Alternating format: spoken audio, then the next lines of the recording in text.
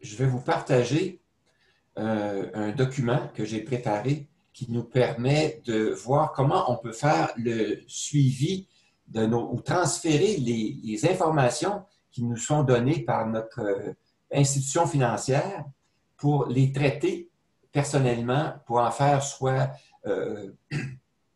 la conciliation ou la sommation pour des fins budgétaires. Alors, ce document-ci, qui est un document Excel que je vais déposer dans l'espace OneDrive, c'est un document que j'ai fait à partir des informations qui sont dans Accéder. Alors, à l'intérieur de Accéder, on a la possibilité de faire afficher la liste de nos transactions, les retraits et les dépôts pour notre compte bancaire. Alors, à partir de cette liste-là, on peut les sélectionner et les copier et les coller dans une feuille Excel. Comme ici, dans l'onglet Accéder, j'ai copié et collé à partir de la ligne 12 les informations relatives à un compte Accéder pour l'année 2018. Alors, du 2 janvier 2018 jusqu'au 31 décembre 2018, donc pour l'année entière.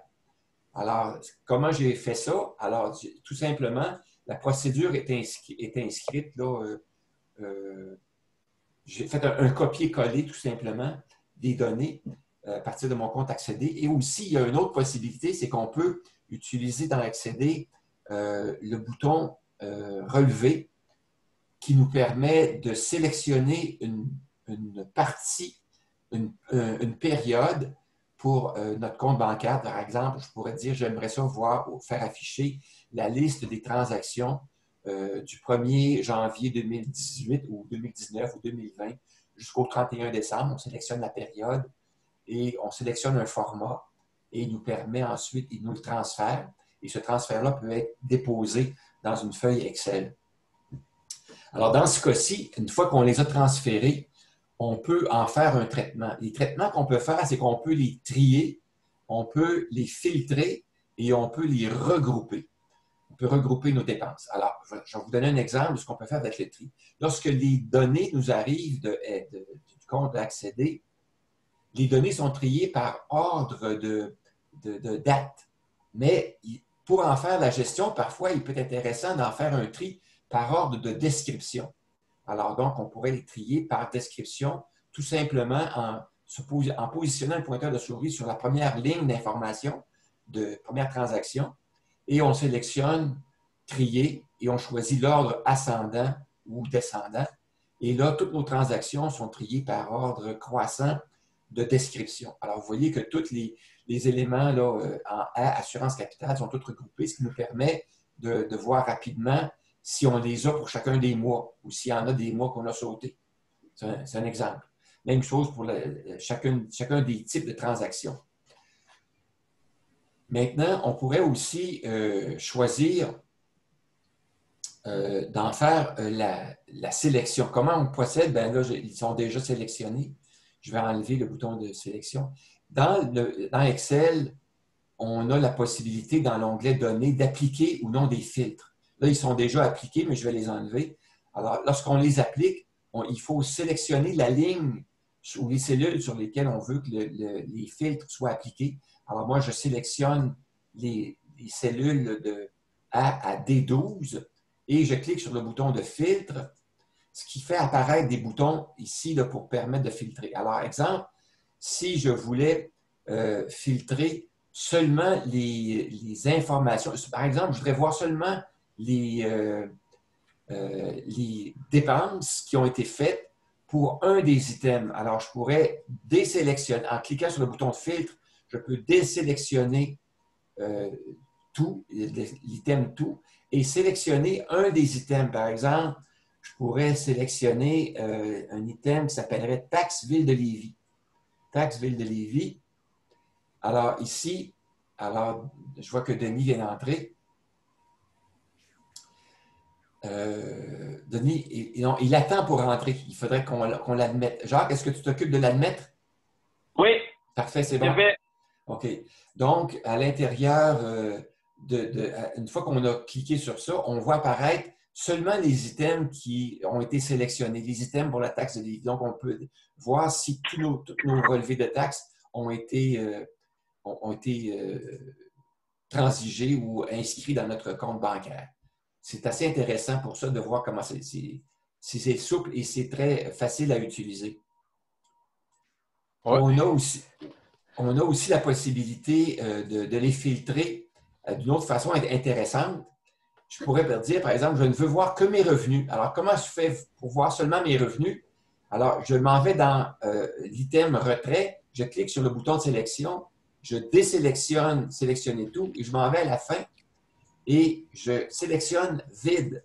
Alors, ici, le fait d'avoir désélectionné, de sélectionner vide, alors à chaque fois que c'est vide, je vais avoir les items. Alors, je vois tous mes revenus, mais je ne vois aucune dépense.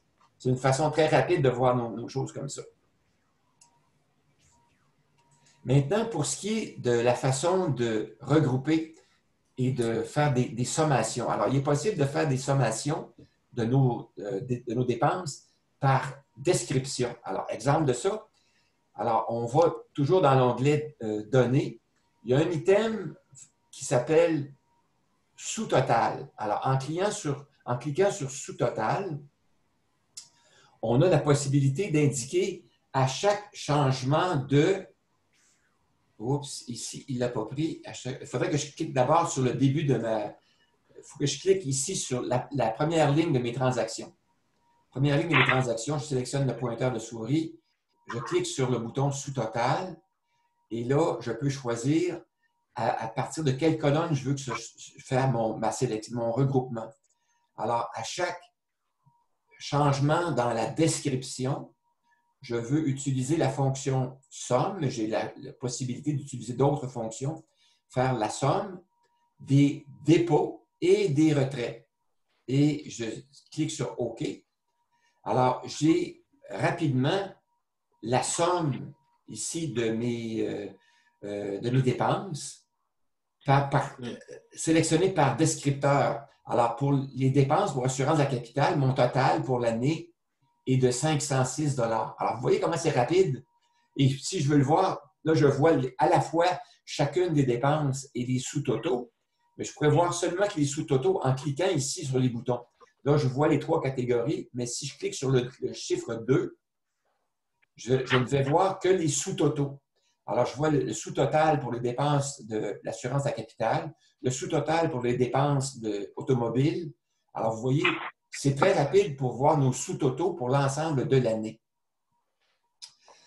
Et si je veux voir le total général, bien, je clique sur le bouton 3, le bouton 1, et je vais voir le total général de l'ensemble de mes retraits et de mes dépôts pour l'ensemble de l'année.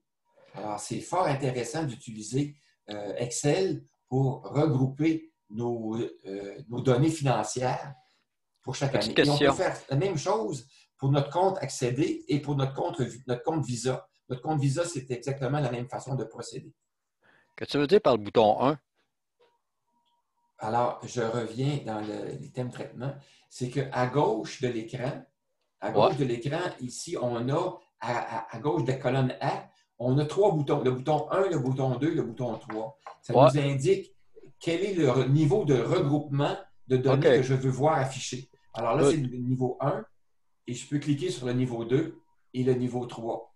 Je peux cliquer sur D'accord. le niveau 2 puis regarder ça puis dire, ah, j'aimerais ça voir pour la ville de Lévis le détail. Alors, je peux cliquer sur le bouton plus puis voir afficher chacune des transactions pour la ville de Good. Lévis.